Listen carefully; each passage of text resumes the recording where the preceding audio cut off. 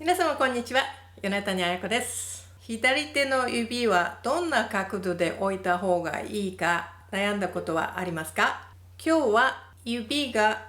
弦に触れる場所についてお話ししたいと思います。バイオリンを弾くということは、特に左手の場合は一定のパターンに従って弾いてます。だからいちいち音を指で追っているわけではなくて、割とこのセット、このセット、このセットと言ってポジションを移動していることが多いですし、そのパターンがちゃんとしてないと、このデザインがちゃんとしてないとうまく弾けないことが起こってきます。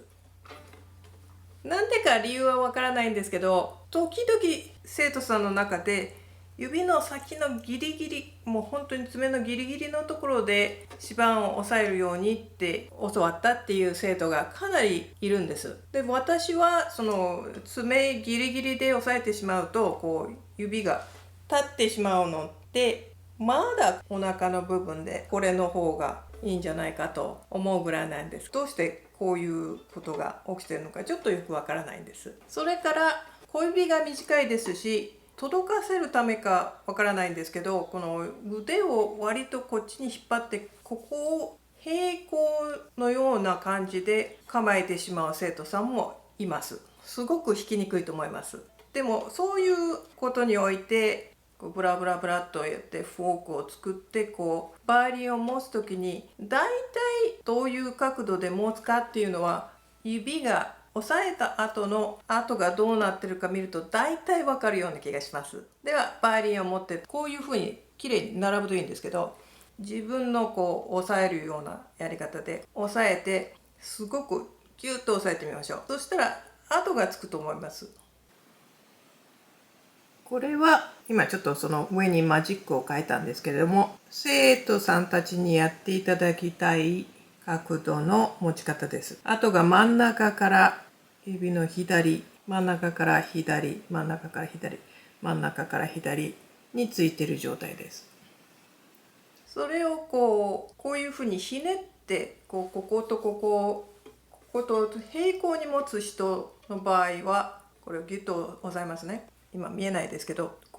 ちょっと縦断してるように跡がつくと思います。例えばこんな風に真ん中から左じゃなくてちょっと指をクロスするみたいな跡がついた場合、これはちょっとマジックの書き方があんまり良くないですけど、特にこの小指なんかでも横断するように跡がついていらっしゃる方は、腕を必要以上にひねっているということが分かります。